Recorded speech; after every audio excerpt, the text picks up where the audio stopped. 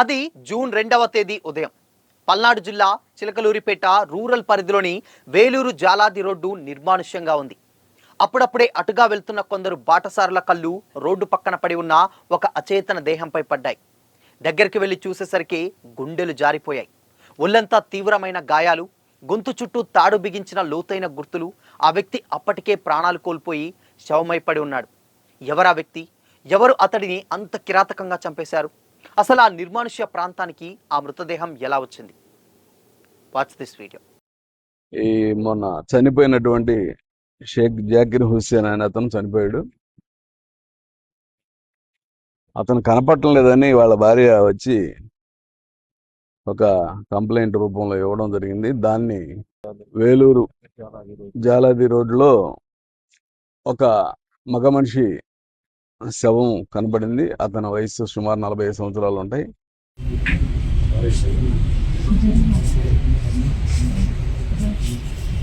నమస్తే, welcome to Disha TV. మృతదేహం చూసిన వెంటనే పోలీసులకు సమాచారం అందింది. చిలకలూరిపేట రూరల్ పోలీసులు ఘటనా స్థలానికి చేరుకొని దర్యాప్తు ప్రారంభించారు. మృతుడు పసుమర్రి గ్రామానికి చెందినటువంటి షేక్ జాకిర్ హుస్సేన్ అని కూడా వృత్తిరీత్యా టింకరింగ్ పనులు చేసుకునేవాడని తేలింది. భర్త శవాన్ని చూసిన భార్య షేక్ షఫియా లబోదిబోమంది. ఆమె ఇచ్చినటువంటి ఫిర్యాదుతో పోలీసులు సరికొత్త భారతీయ న్యాయ సంబంధితమైనటువంటి సెక్షన్ల కింద కేసు నమోదు చేసి దర్యాప్తు స్పీడ్ చేశారు. కానీ పోలీసుల ముందున్నది ఒక పెద్ద సవాల్. ఏంటంటే ఘటనా స్థలంలో ఎలాంటి క్లూస్ లేవు. హంతకులు చాలా పక్కాగా ప్లాన్ చేసి సాక్ష్యాలు దొరకకుండా శవాన్ని అక్కడే పడేసి వెళ్లారు.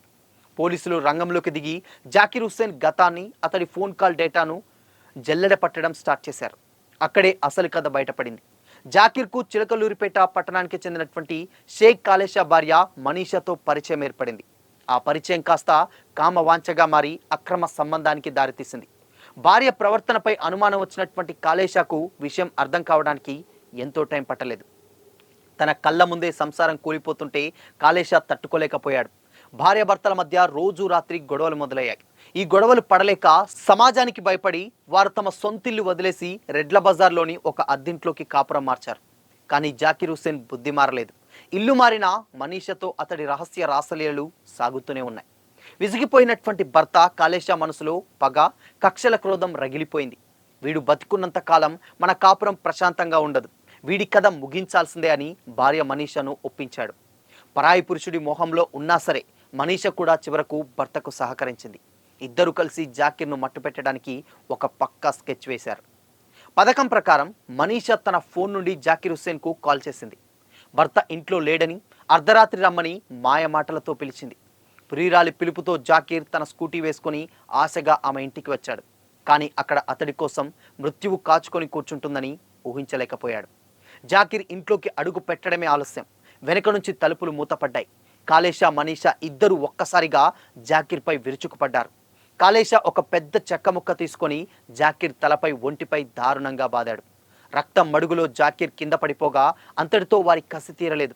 ఒక తాడు తెచ్చి జాకిర్ గొంతుకు బిగించి ఇద్దరు కలిసి గట్టిగా లాగారు. కాసేపు కాళ్ళు కొట్టుకున్న జాకిర్ హుస్సేన్ అక్కడికక్కడికే ప్రాణాలు విడిచాడు. అయితే జరిగింది. మరి శవాన్ని ఏం చేయాలి? సాక్షులు దొరికిపోతాయి అనుకున్నారు కదా. వెంటనే వారు ఒక టాటా ఏసీ వాహనాన్ని అద్దెకు తెచ్చి అర్ధరాత్రి చీకట్లో జాకిర్ శవాన్ని, అతడి స్కూటీని ఎక్కించారు.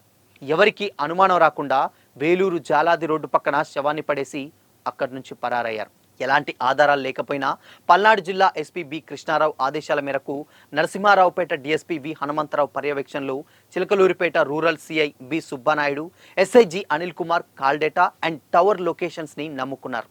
జాకిర్ చివరి కాల్స్ ఎవరికి వెళ్ళాయి, ఆ సమయంలో సదరు వ్యక్తుల లొకేషన్స్ ఎక్కడ ఉంది అనేటువంటి కోణంలో విచారించగా నిందితులు కాలేషా, మనీషా అని కూడా తేలిపోయింది. పోలీసులు గాలింపు తీవ్రం చేయగా జూన్ 11 మధ్యాహ్నం 3 గంటల సమయంలో చిలకలూరిపేట మండలం మానుకొండవారిపాలెం గ్రామ పరిధిలో నిందితులు ఇద్దరూ నక్కి ఉన్నట్లు సమాచారం అందింది. రూరల్ పోలీసులు మెరుపు దాడి చేసి షేక్ కాలేషా వలీ, షేక్ మనీషాలను కూడా అదుపులోకి తీసుకున్నారు. వారి నుంచి వాడిన రక్తం తడిచినటువంటి చెక్క, తాడు, నిందితుల సెల్ ఫోన్లు, శవాన్ని తరలించినటువంటి టాటా ఏసీ వాహనం, మృతుడి స్కూటీని స్వాధీనం చేసుకున్నారు. పరస్త్రీ వ్యామోహం ఒకరి ప్రాణాన్ని బలిగొనగా కక్ష, కార్పణ్యాలు మరో సంసారాన్ని జైలు పాలు చేశాయి.